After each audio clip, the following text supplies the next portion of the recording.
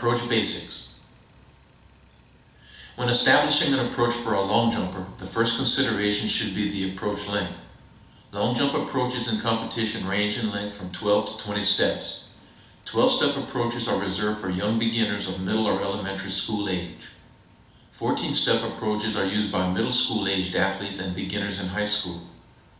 16-step approaches are used by typical high school athletes and emerging collegiates. 18-step approaches are used by truly elite high school level performers and most collegiate athletes. 20-step approaches are reserved for the truly elite international level performers. While our discussion has centered about even numbers, the number of steps may be even or odd depending on which foot is forward in the starting position and which foot will be used at takeoff. Choosing which foot will be forward in the starting position and determining the takeoff foot is part of the process of teaching an athlete with no long jump experience.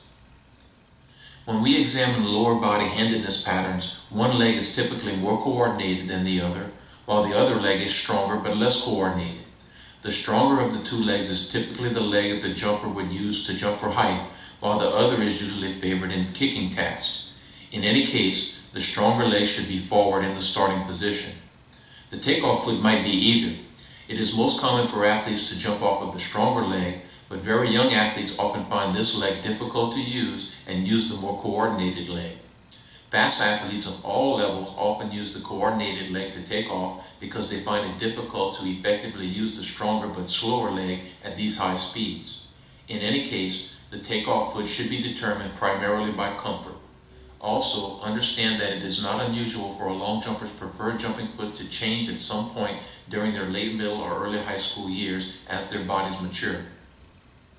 The approach itself is divided into 4 phases. While we will separate them for the sake of discussion, these phases must all blend smoothly into an effective approach. These 4 phases are the start, the drive phase, the continuation phase, and the transition phase. We will now examine each in detail.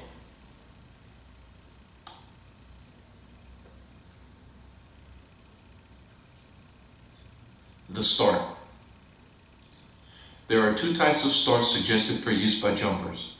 Both are mechanically sound and very simple and lend themselves to the consistency and accuracy that is so important in the event. The first is the crouch start. The crouch start is a modification of the standing start that enables a strong, consistent push-off. The rollover start, while slightly more difficult to teach, has the advantage of enabling the jumper to establish visual contact with the board prior to the start. The front leg is also loaded better eccentrically for a slightly stronger push-off. The quality of the jumper's acceleration pattern is largely determined by the quality of the start. Discipline and replication in assuming the correct stance must be insisted upon when teaching the start. In the crouch start, a staggered stance must be taken with 8 to 12 inches between the front heel and the rear toe. If the feet are closer, the push-off is compromised, while if they are farther apart, by simple geometry, the hips are positioned too low. The front knee should be positioned over the front toe and the shins inclined forward. The hip should be flexed to set up a powerful extension. This should place the chest close to the front thigh and the hips slightly higher than the shoulders. While most of the body weight will be on the front foot, some must remain on the back foot and the hips should be positioned vertically between the feet. Too much weight on the front foot causes the jumper to stumble out and the entire approach is compromised. Finally, the arms are held in an alternated position so that the arm opposite the front leg is forward. At push-off, the body should displace upward and outward. This upward component is important and full extension should be present. The thigh should move through a large range of motion indicated by a large split. The arm should be powerfully alternated in opposition.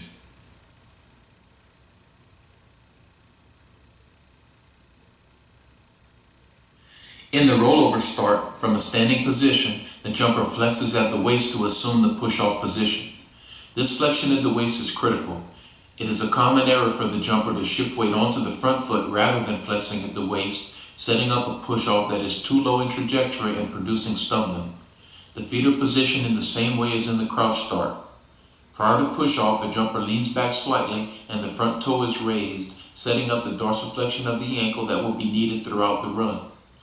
The arm opposite the front leg is raised in opposition. The jumper then flexes at the waist, bringing the body into the same relative positions employed in the crouch start.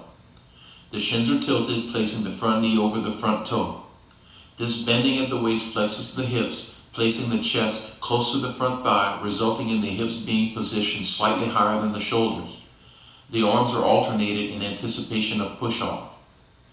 Just prior to push-off, the hips should be located vertically between the feet. Upon push-off, we should see the same upward and outward push-off, and full extension should be present. Incomplete extension normally results from a lack of adequate flight time following the start, caused by placing too much weight on the front foot and pushing at a trajectory that is too low. When the trajectory is too high, momentum development suffers. The jumper is trying to achieve a happy medium. Large ranges of motion at the hips and powerful countering movements of the arms should be present as well.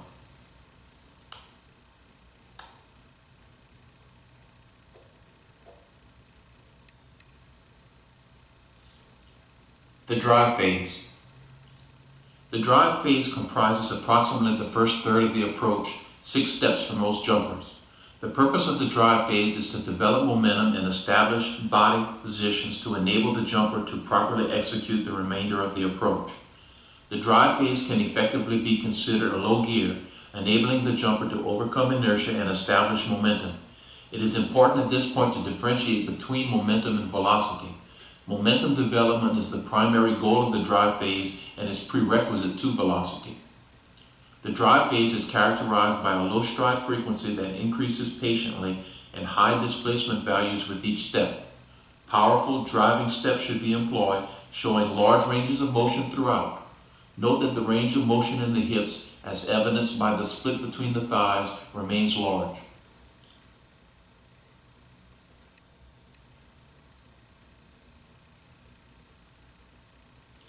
The drive phase is also characterized by a progression of body angles. Upon completing the start, the jumper's body will show a marked forward lean. Body angles should increase in a smooth, progressive fashion so that at the end of the drive phase, the jumper shows a more erect posture. This progression of body angles is accomplished using the vertical component of the push-off from each step so that the body, particularly the hips, are pushed up into a taller running position with each step. A common error is lifting the head and chest to achieve an upright running position. This leaves the pelvis in a downwardly rotated position and compromises posture and approach efficiency.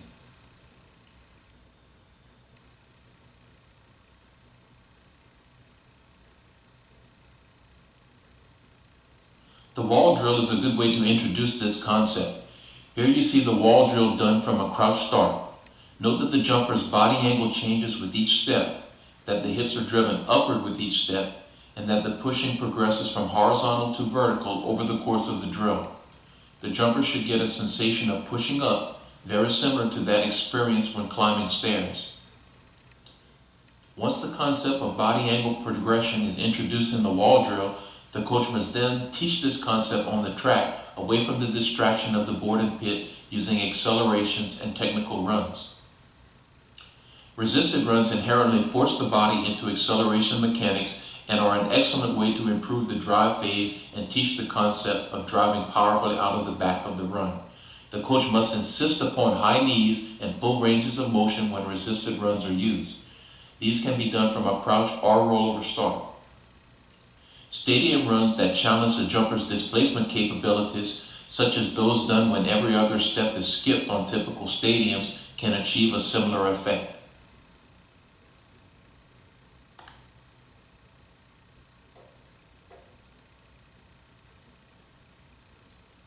The continuation phase. The continuation phase comprises the middle of the run. The length of the continuation phase varies depending on the number of steps in the approach. The name continuation phase refers to a natural continuation or extension of the processes involved in the drive phase. While most of the acceleration has been achieved in the drive phase, some acceleration continues to occur and stride frequency continues to patiently increase. Overworking the continuation phase is a common mistake. Posture is a special consideration in the continuation phase. The head must be held in a neutral position with respect to the spine. The pelvis should also be held in a neutral position with respect to the spine.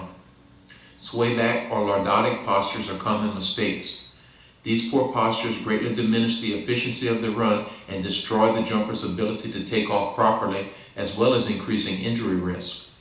The most common cause of these poor postures is the failure to push the hips up into position as body angles change in the drive phase. General body alignment in the continuation phase should be nearly upright. The large ranges of motion in the hips established in the drive phase should be preserved throughout the continuation phase. In the continuation phase, it is critical to establish what we will call vertical oscillations.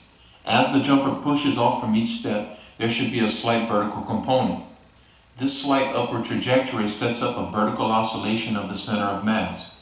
This vertical oscillation is later amplified and modified into preparation and takeoff.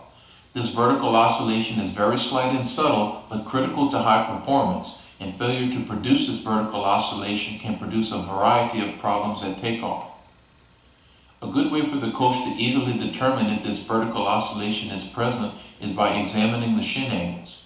The term shin angle refers to the angle the shin creates with the surface at the instant the foot touches down on any step. If the vertical oscillation is present, the shin angles will be only slightly acute and close to 90 degrees. Horizontal momentum needs have been established in the drive phase and are inherent in the continuation phase. For this reason, in the continuation phase, the coach should emphasize vertical pushing, driving the foot downward into the surface, contacting the track with the dorsiflexed ankle on the ball of the foot. Coaching vertical pushing is consistent with the need to create vertical oscillations discussed previously.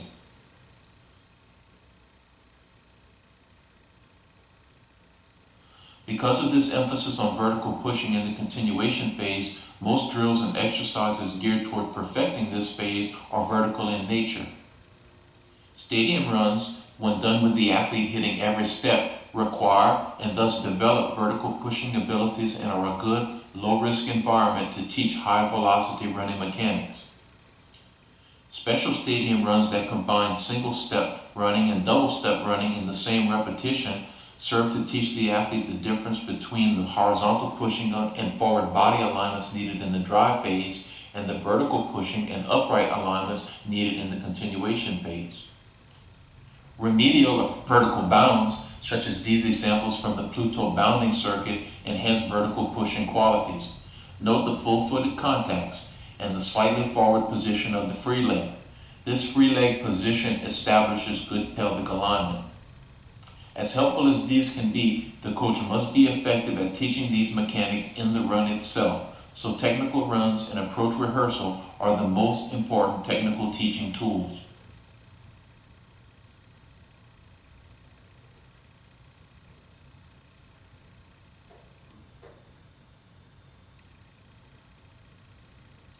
The transition phase.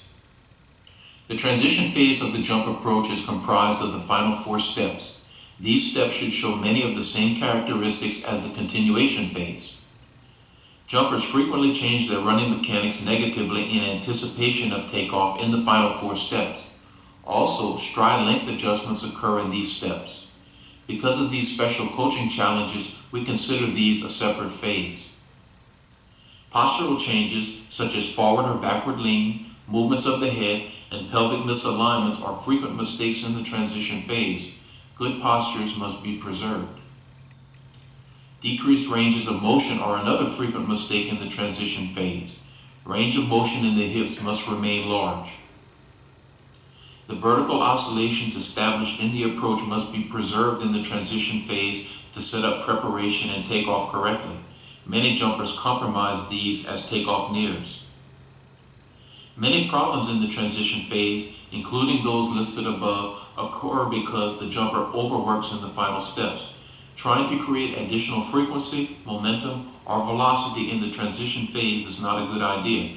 The jumper should conceptually understand that the previous 2 phases are for momentum and velocity development, but transition phase goals should center around relaxation and positioning the body for takeoff.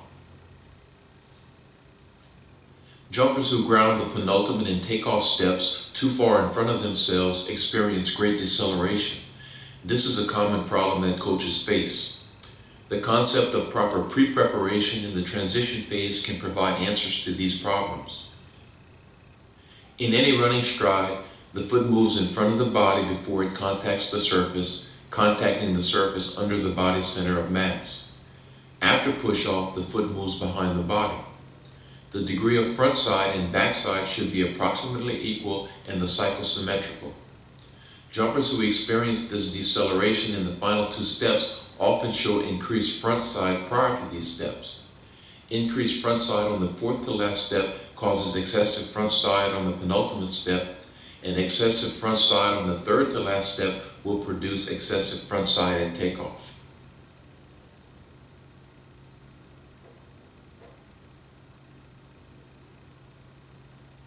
Visual focus in the approach.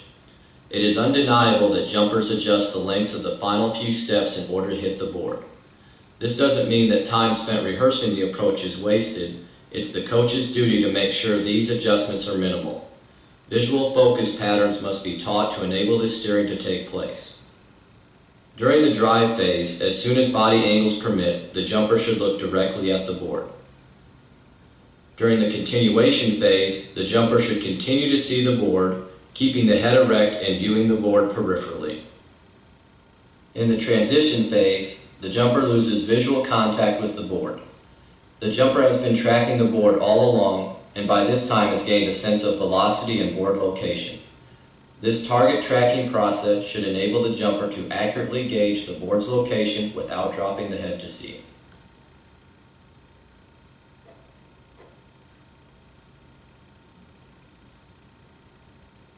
Checkmark systems.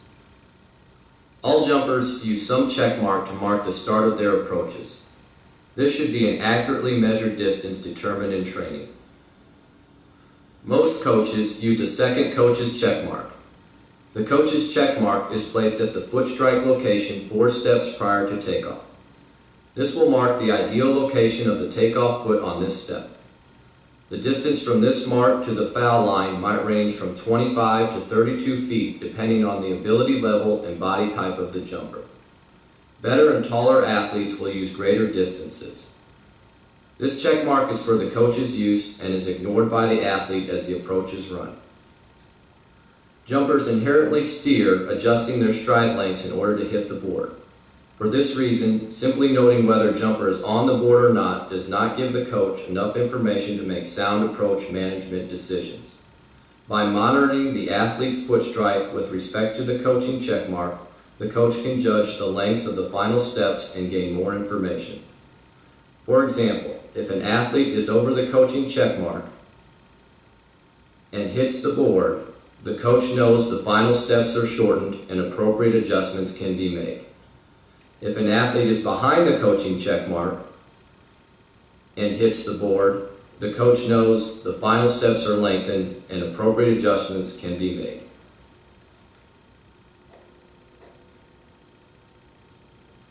Approach assembly. Forming the approach is best done on the track, away from the distractions of the board and the pit. The process begins by performing technical build-ups on the track. While these build-ups are performed, the coach is actively teaching various technical aspects of the approach.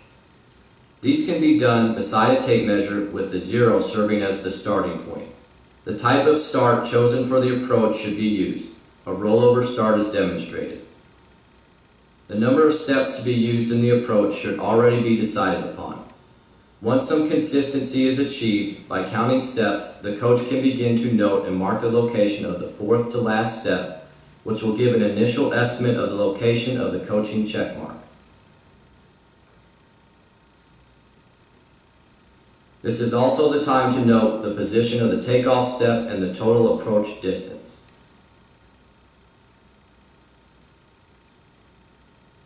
Once consistency is established, the approach can be transferred to the runway.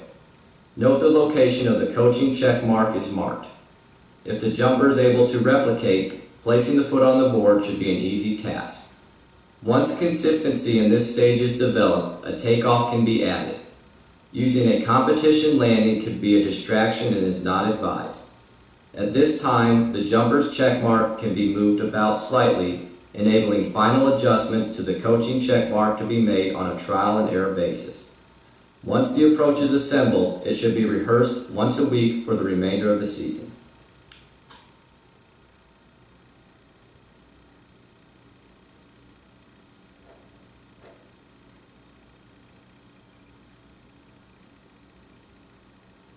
Approach management. Approach management is the process of adjusting the approach from jump to maintain accuracy and mechanical soundness. Jumpers typically change the approach in competition in response to changing environmental factors and arousal levels. It's the duty of the coach to assist the jumper in maintaining consistency. Generally speaking, adjustments of the check mark should be minimal. Often coaches will err by adjusting the position of the check mark when correcting the technical mistake which produced the inaccuracy would have been a better choice. The coach should have a tentative plan in place for check mark adjustments. As the competition progresses and the jumper becomes more aggressive, the jumper's check mark may have to be moved progressively back as the competition progresses. Some jumpers may perform better when starting further back and the check mark is moved forward during the competition. In any case, simply reacting with no prior plan is not a good strategy. Many accuracy problems, particularly consistent ones, result not from problems in checkmark location, but from poor mechanics. Persistent small fouls and consistently jumping from behind the board are typical problems of this type. These are usually caused by excessive frequency and decreased ranges of motion in the final steps or failure to adequately develop momentum in the drive phase. Another frequent cause is poor pelvic alignment. A forward rotated pelvis elicits the body's stability reflex and the jumper will instinctively reach in the final steps. Understanding the relationship between stride length and stride frequency is a useful tool for the coach. Stride length and frequency are inversely proportional. When frequency is increased, stride length decreases and the approach falls short of the target, causing reaching. Decreases in stride frequency lengthen the strides, and the jumper ends up too close, causing chopping or fouling. Frequency must be developed smoothly and patiently throughout the approach, and in a consistent manner from jump to jump. If frequency development occurs too quickly, momentum is lost. If frequency is developed too slowly, good running mechanics cannot be obtained. Most approach management issues occur in the drive phase. It is a common error for jumpers to increase frequency in the drive phase in pressure situations, producing unwanted reaching at the board. Failing to drive out aggressively is another frequent mistake. Shortening the drive phase results in decreased momentum development and can cause a variety of problems at takeoff. A vertical motor environment must be present in the final steps, and jumpers must frequently be reminded of this fact. Compromising the vertical push-offs and increasing the horizontal component in the final steps is a common error. Usually this is caused by overworking these final steps, producing poor jumping postures. Displacement achieved in these steps is proportional to jump distance, so displacement must be preserved. Winds affect approach accuracy. In a headwind, the check mark must be moved forward and the drive phase extended a couple of steps to meet momentum needs. In a tailwind, the check mark must be moved back. It is a common error for jumpers in tailwinds to expect the wind to do their work for them, and they fail to drive aggressively out of the bat. A good practice is to use 2 check marks on windy days. The jumper, upon sensing the presence or absence of wind while on the runway, can choose the appropriate mark just before the start.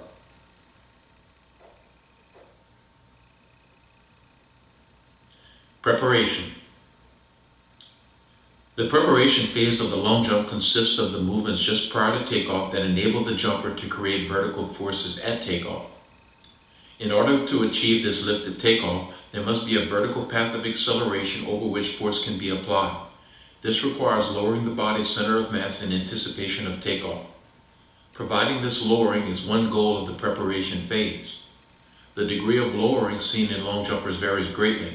Developing jumpers lower very slightly, while high-level performers lower significantly. Nearly all of the changes to running mechanics needed in the preparation phase occur in the penultimate step.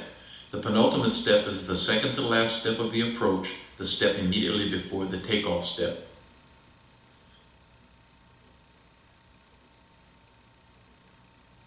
Another goal of the penultimate step is conservation of the good mechanical features established in the approach. Preservation of velocity is critical. Lowering excessively and slowing as a result is a common mistake. Maintaining good postural alignment of the head and pelvis is critical as well. Finally, the large ranges of motion employed in the approach should be preserved. Technical considerations for the penultimate step fall into three categories. The first considerations are the characteristics of the contact of the penultimate step against the surface. The second considerations are the characteristics of the lowering movements. Finally, displacement values during the penultimate step and their effects on the swing leg action and takeoff must be considered. Prior to contacting the surface, the penultimate leg must be prepared for impact. This is done by placing the ankle in an exaggerated dorsiflex position in such a way that the heel leads the movement of the foot toward the ground. The foot should contact the surface flat, and a rolling action to the toe follows, using the entire surface of the foot to dissipate impact forces.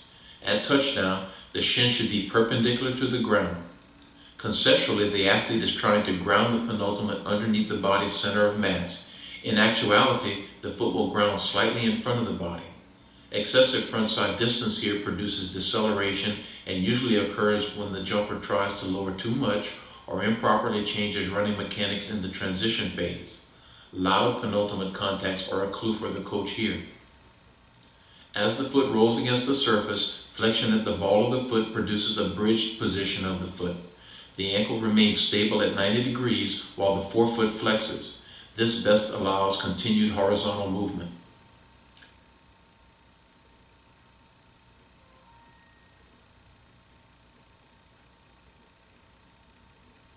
Most of the lowering associated with the penultimate step should occur during the penultimate support phase.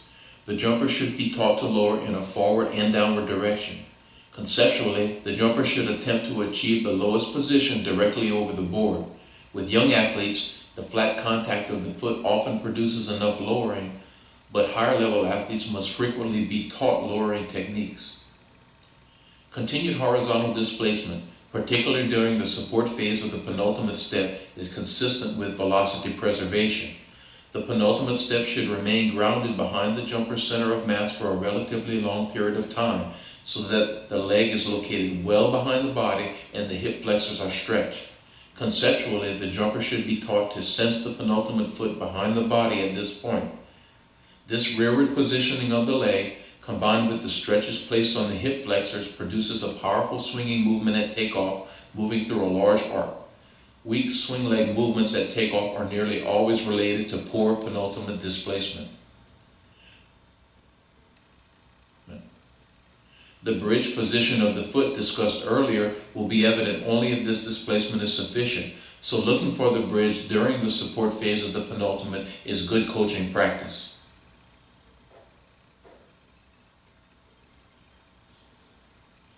Takeoff. The takeoff phase of the long jump has two purposes. The first and most obvious is to produce the vertical velocities that supply lift at takeoff. The second purpose is conservation of many of the technical features established in the approach. Proper head and pelvic postures should be maintained. Dropping the head or throwing the head back at takeoff is a common error. Loss of pelvic posture at takeoff is common as well and is usually evidenced by an arch back in flight. Horizontal velocity should be preserved. There is a trade-off, and creating lift does mean some velocity will be lost, but this loss must not be great. Good long jumpers take off at angles of only 19 to 22 degrees. Finally, the large ranges of motion established in the run must be maintained and evident at takeoff.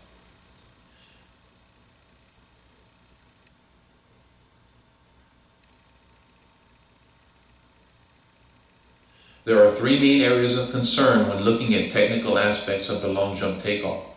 The first is the takeoff leg. Concerns here include preparation of the leg prior to impact with the board and movements while in contact with the board. Secondly, swinging segment usage must be considered, specifically the swinging movements of the free leg and arms. These swinging movements enhance takeoff forces. Finally, the path of the body's center of mass must be examined and adjusted for optimal performances. Prior to contacting the board, the takeoff leg must be prepared and stable to best accept these forces and efficiently develop stretch reflexes and elastic energy during takeoff. The key component of this preparation is dorsiflexion of the ankle. The quadriceps muscles must also be activated isometrically to facilitate an efficient takeoff. Since the quadriceps extends the knee, this requires a low recovery of the takeoff step.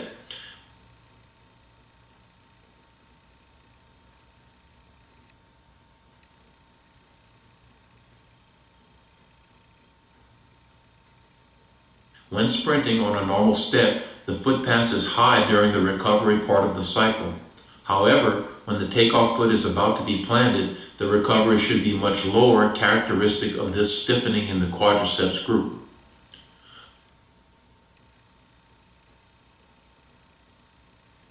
A good point to check is the point at which the knees are together.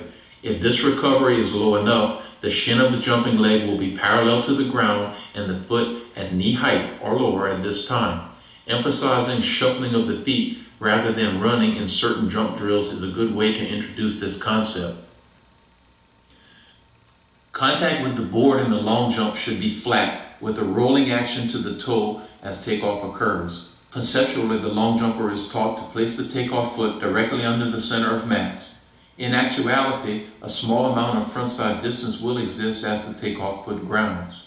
Excessive frontside normally results from poor pelvic posture, requiring the jumper to advance contact location to regain stability. Another cause is compromising sprint mechanics on the third to last step. Diminishing the backside of the sprint cycle on this stride will produce excessive frontside on the takeoff step.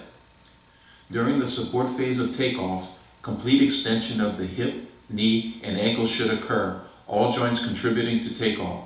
Conceptually, the jumper should feel accentuated backside mechanics during takeoff.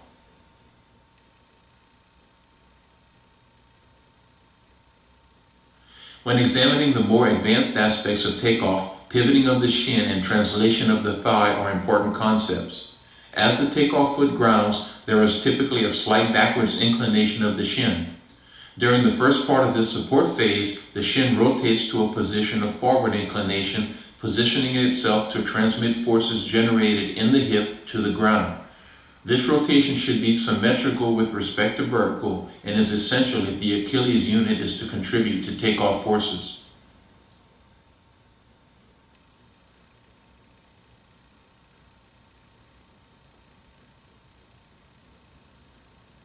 As the takeoff foot grounds, the thigh shows a unique angle with respect to the surface.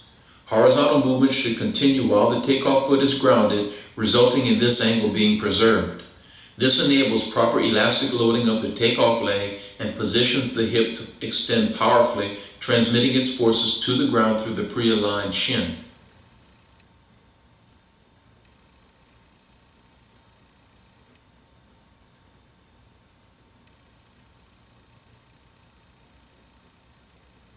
A powerful, full swing of the free leg should accompany takeoff. This should not be overcoached, and accelerating the free leg too quickly results in diminished hip extension and decreased push from the board. A full range of motion is important, but getting the thigh to a position parallel to the surface is not necessary.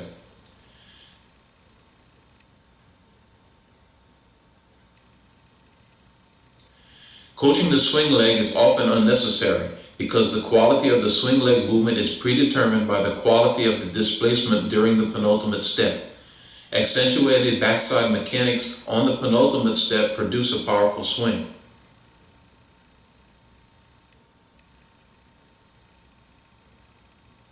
At takeoff, the arm should be alternated powerfully, working through a large range of motion.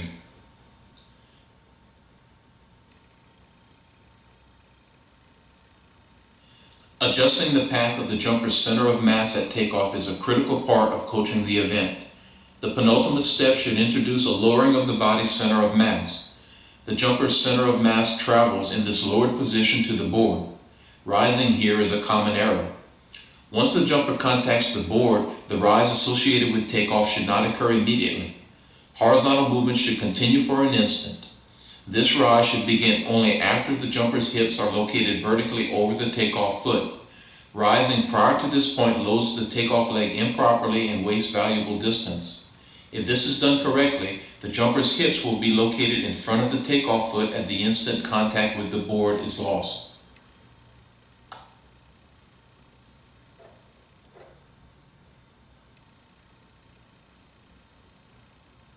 Flight. Before we look at the flight phase of the long jump, we will discuss some basic biomechanical principles that govern flight. Once the body is projected into flight, the path of the body's center of mass is already determined. While the jumper can move body parts to some advantage, the flight path itself cannot be improved. Also, the rotation of the jumper's bodies that are experienced in flight are determined at takeoff as well. These rotations can be managed, but their magnitudes cannot be changed. For this reason, it is good coaching practice to spend the majority of training time working on the approach, preparation, and takeoff, the aspects of the jump that occur on the ground. Poor flight paths, imbalances in flight, and poor landing positions are nearly always caused by errors in the approach, preparation, or takeoff. For this reason, most good jump coaches spend very little time working on this flight phase. In flight, even on good jumps, long jumpers experience some forward rotation. The purpose of the flight movement is to manage and control this rotation so that good landing positions can be achieved. When the limbs are in front of the body, moving in the counterclockwise direction shown, a net clockwise adjustment of the body's position occurs, slowing or stopping this rotation temporarily. These movements are more effective when the limbs are extended.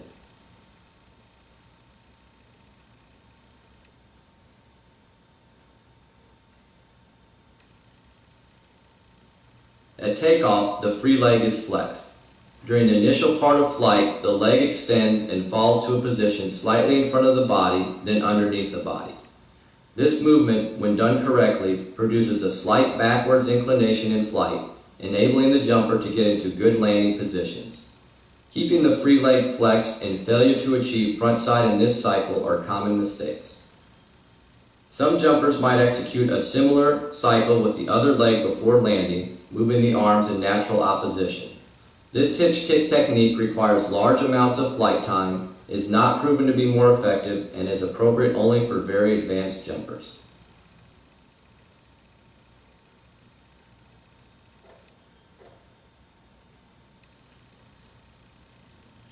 Teaching preparation, takeoff, and flight. In this section, we will discuss teaching methods for these phases of the long jump. Before we do, we should discuss the basics of teaching techniques. First and foremost, it is important to establish a teaching system for the event. Many mistake coaching for the ability to recognize correct and incorrect techniques. True coaching involves this and much more. A coach must devise a system that provides an opportunity to teach and rehearse all of the event's technical skills. We will share our system with you shortly. The coach should realize that drills are not teachers. Unfortunately, many coaches expect athletes to perform drills and learn skills as a result. This seldom happens. The coach must view a drill as an opportunity to teach, and the coach must be skilled at identifying the skills of the event and addressing them in the environment the drill provides. The drill is not a teacher, but a classroom. Any good teaching system consists of three parts. First, the system should include exercises that address the fundamentals of the jumping events. These might not be specific to the long jump, but should address all jumping events since they share many skills. They can be thought of as exercises to develop good jumping habits. The second part of the system should contain teaching progressions. A progression should be devised that allows the opportunity to teach every component of the event in some logical fashion, progressing over time from the simple to the complex. Finally, the system should contain exercises that provide the chance for event-specific rehearsal. These exercises must address all components of the event and should provide rehearsal at a variety of speeds and intensities. The preparation, takeoff, and flight phases of the long jump are intricately linked and should flow smoothly into one another, so teaching them together rather than in three separate progressions is much more effective. We will first look at our fundamental jump exercises. Skipping for height provides the athlete many repetitions of the takeoff and the coach a chance to address fundamental takeoff mechanics.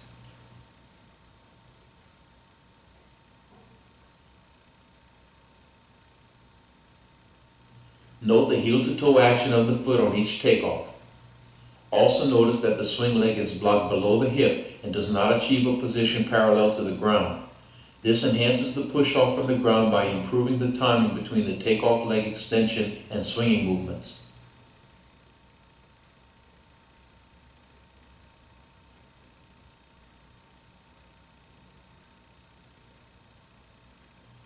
Skipping for distance is a variation of the previous exercise. Note the foot contacts and swing leg positions are the same as in the previous exercise.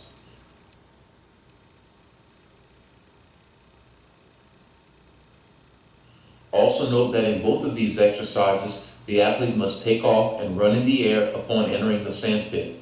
This might require slight lengthening or shortening near the end and is a good way to develop steering ability. The running in the air is an introductory way to improve the athlete's air-mindedness and comfort in flight. Run, run, jump is an exercise that consists of repetitive takeoffs. Note that the athlete here, who uses the right as a takeoff leg, takes off from every other right step. It is critical that the jumper be taught to land on the opposite foot after each takeoff, in this case the left.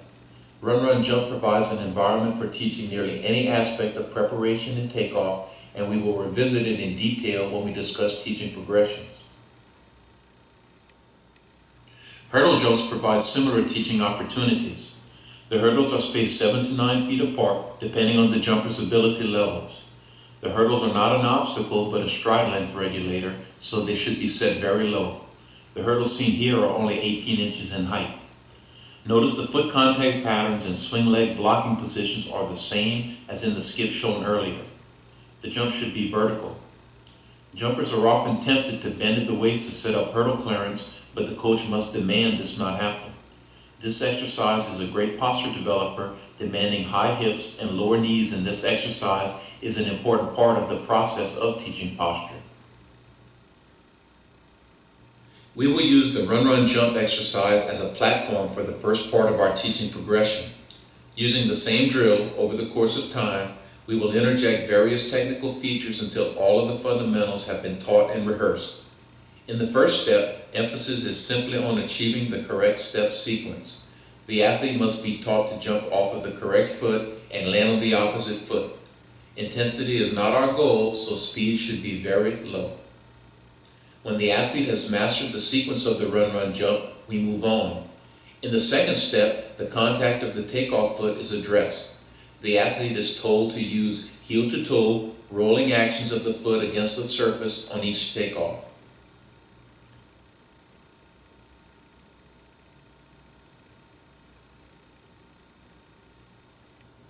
Once the jumper is taking off correctly, attention turns to the penultimate step.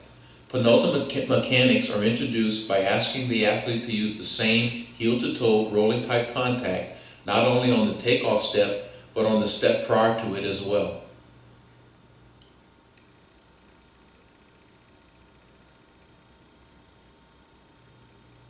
Once the foot contact patterns for takeoff and penultimate have been learned, the jumper is taught to lower and displace.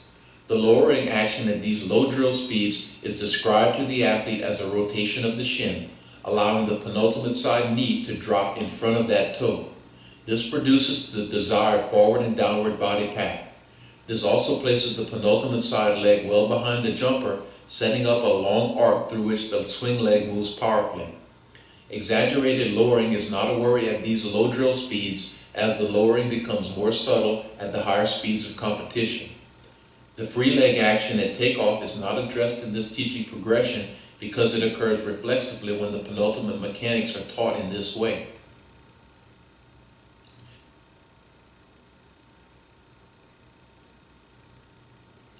Finally, arm actions are added. The jumper is told to bring the arm opposite the takeoff leg over and forward so that the hand passes at forehead height. In competitive long jumping, the hand does pass higher, but this movement is commensurate with the slower speeds of the drill, and range of motion naturally increases as speeds increase. It isn't necessary to address the other arm, as it will soon move naturally in opposition.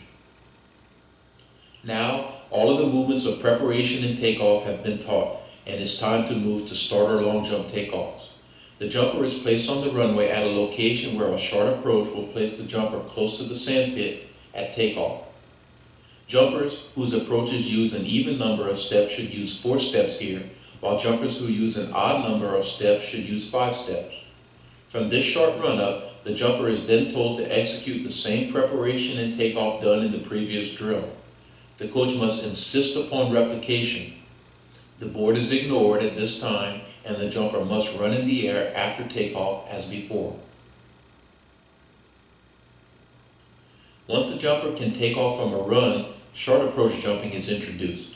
From 6 or 7 steps, the long jumper must perform the long jump takeoff as done previously. The athlete continues to run in the air after taking off. A competition-style landing is not used. Running backwards from the board and having someone count steps and marking the step location that corresponds to takeoff is a quick way to assemble a short approach for practice. Outside of initial approach assembly, this is highly unadvised for the competition length run. With the basic skills taught, the coach's challenge is error correction. Over the course of time, the approach length chosen for this type of work should grow longer, increasing velocities while the coach assists the athlete to replicate the preparation and takeoff at the higher speeds. This lengthening should continue until short approach length work reaches 12 or 13 steps. This length of approach produces velocities close enough to those experienced in competition to enable the technique to remain stable in competition. Once the competitive season has begun, meet simulation is no longer a concern, so the run should shorten again to 8 or 9 steps. Once this short run jumping is begun, it should continue to be done once or twice a week for the remainder of the season. At some point after beginning short run approach work, the competition style landing should be added. Because the landing can be a great distraction for a developing jumper, its inclusion is postponed until preparation and takeoff techniques are well drilled and stable. It's not unusual for a coach to have an athlete work only on takeoff for weeks before including the landing. Landings prior to this point should be practiced in some other activity. Once landings are permitted, the jumper's focus must remain on the preparation and takeoff, and the jumper must trust in their ability to get into landing positions. Even in late season, it's typical to include some jumps without landings in the practice. Eliminating the landing in practice can also be a way to minimize wear and tear on the jumper's body at times.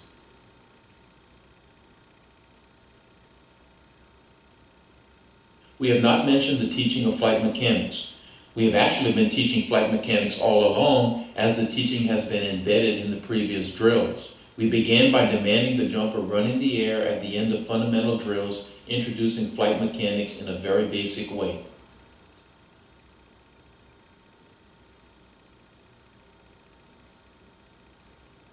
The key component of flight mechanics is the extension of the free leg in flight. By demanding that the jumper land on the opposite leg in the run-run-jump drills and hurdle jumps, many repetitions of the free leg extension are done, and the athlete can readily perform it in flight.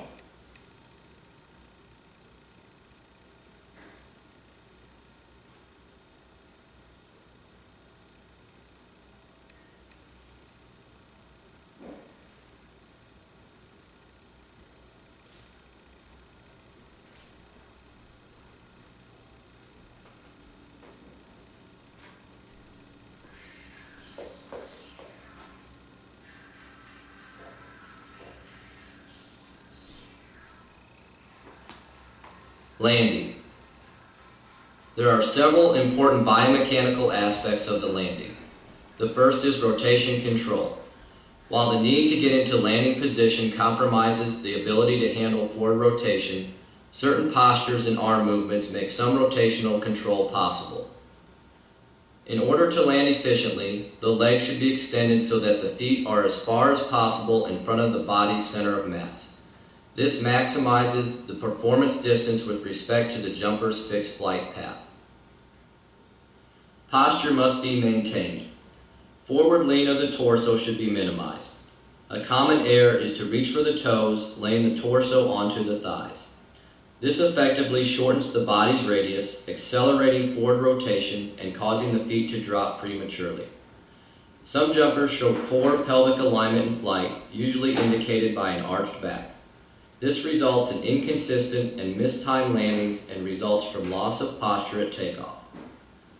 There are two main groups of technical considerations in the landing. The first group includes landing movements and positions that occur in flight.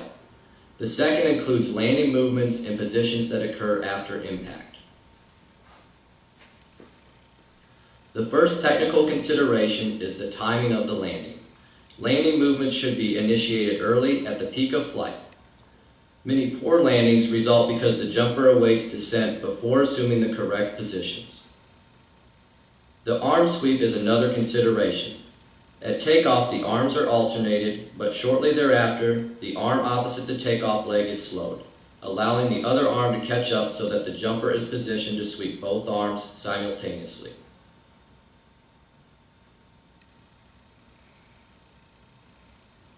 The arm sweep should begin from a high position with the arms extended to maximize radius. The arms are then moved downward in front of the torso until they are approximately parallel to the surface. This downward movement of the arms produces an upward reaction in the legs, countering rotation. Posture and landing is key. Minimizing forward lean enables the jumper to maximize leg extension with respect to the body's center of mass. The arms sweep downward, but the torso should be only slightly inclined forward.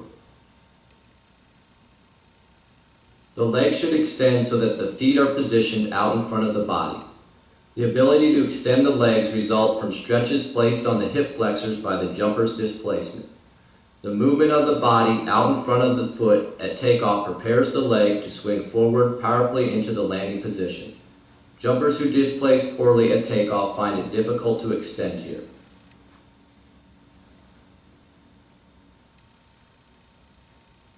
To a slightly lesser extent, the stretches that result on the free leg following its extension prepare it to swing forward into landing position as well.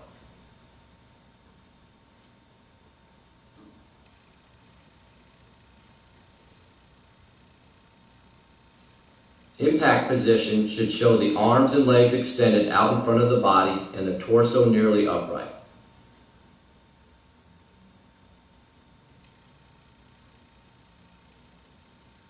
At impact, the jumper should allow the hips and knees to flex. This allows the hips to continue forward toward the feet, preventing the hips from touching down behind the feet.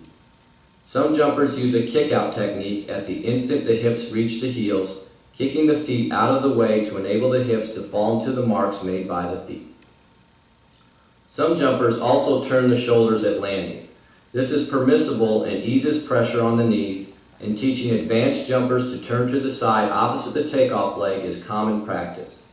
If done prematurely, this turning of the shoulders can produce matching rotations in the feet and staggered landing marks. The feet must contact before the shoulders can turn.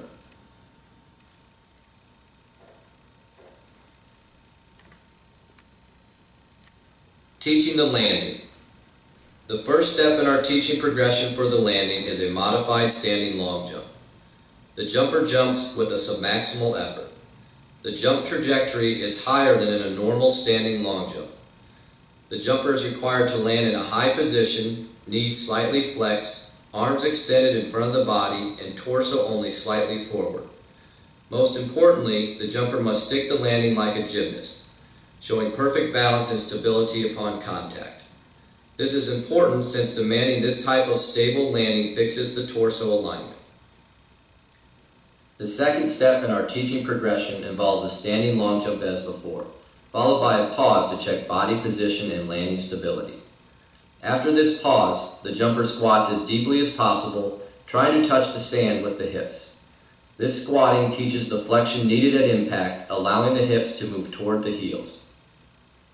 In the third step, after again the first two steps are done, the jumper rolls back softly and sits in the sand, then extends the knees in a kicking motion. The jumper should try to place the hips as close as possible to the feet. This teaches the kick-out component of the landing. Finally, the jumper performs all of these steps without pausing. The jumper should be cautioned to go slowly so that all of the phases remain distinct. The appearance of this progression might not exactly resemble the landing because of the absence of horizontal momentum, but the motor patterns are identical to those sensed in the event. These provide a good way to rehearse landing when the coach prefers not to include the landing in short-run jump work.